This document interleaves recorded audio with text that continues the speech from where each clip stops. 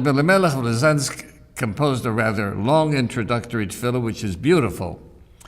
And toward the end, he makes this very salient point. And he asks Hashem, help me that I should see the good in other people and not their faults and defects.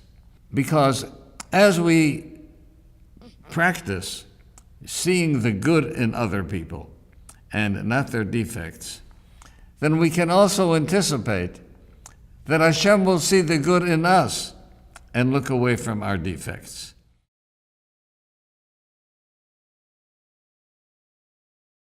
At times, in relationships with our children or our spouses, we can get frustrated and focus on the negative. One way out of that is to try to understand the subjective emotional state of the other person.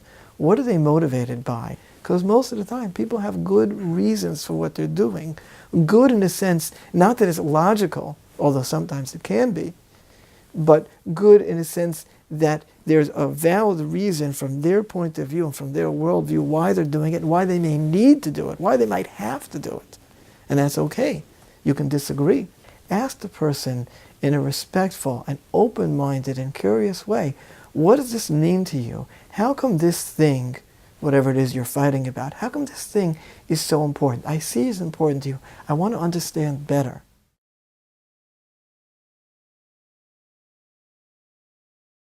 When people can't see the good in others, one of the reasons they're not able to see the good in others is because they haven't learned how to give partial credit. People are doing us favors, doing us errands, doing our bidding, and sometimes they don't do it exactly the way we wanted. And sometimes it's not completely perfect. And we have to know that it's important to give our b'nai bayis and the people we live with partial credit.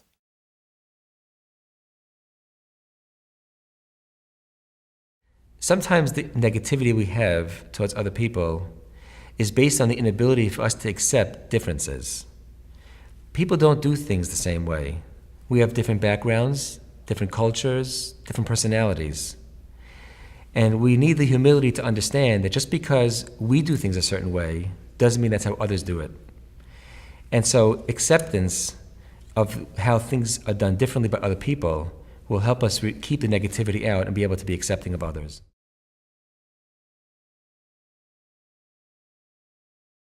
In relationships, we often fall into a trap.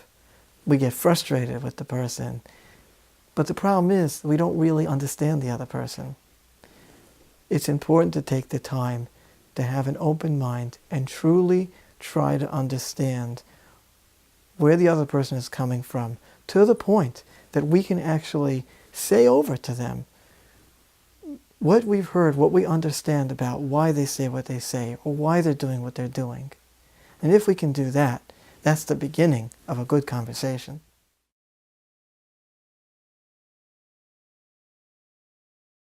The Baal Shem Tov said that the world is actually a mirror which reflects our image. And by that he meant that most people are unable to see their own faults and their own defects. We have a bias to cover up our own feelings and rationalize them. So the Baal Shem said, Hashem has arranged it so that you see defects in other people, and you should realize the defects that you see in other people are really your own. And so if you find a fault in another person, what you should stop and consider is, where in myself do I have that defect? Where is that fault in myself?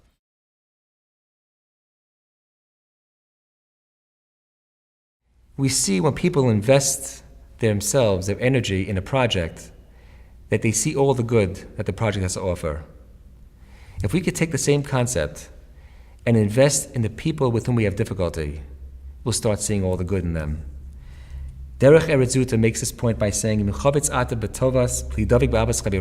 you want to connect with the love of your friend, be involved in doing good for them. Do good things and daven for them, and you'll see the good.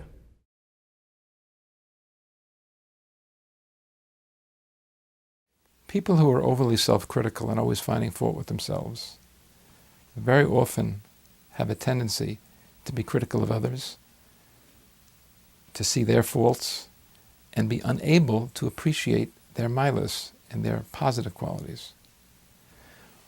One thing that could help a person like that to see the good in other people is begin with himself and practice as an exercise, seeing the positive qualities in himself every day, even for 10 minutes, just to focus on something good that he said, that he did, that he thought, and what was good about it.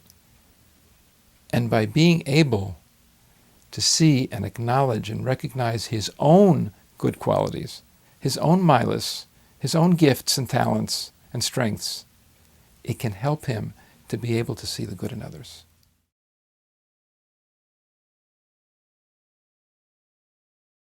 In another interesting study, they found that in most relationships, one spouse does more of the work than the other. One is more forgiving, one is more understanding, one is more this, one is more that.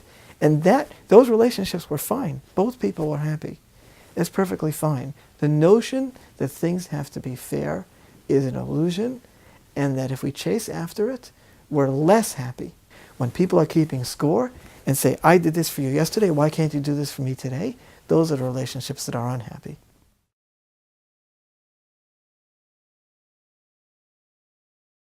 The first principle of relationships is that people are born with deficits. People have chisronos. That's part of the human condition. And if we want to be successful in relationships, we have to accept that axiom. And therefore, when we see those deficits come up, when we see the people's faults, we recognize that this is part of being human. And the expectations of relationships is to be able to learn how to embrace people with all the good that's in them, as well as the faults that are contained within them.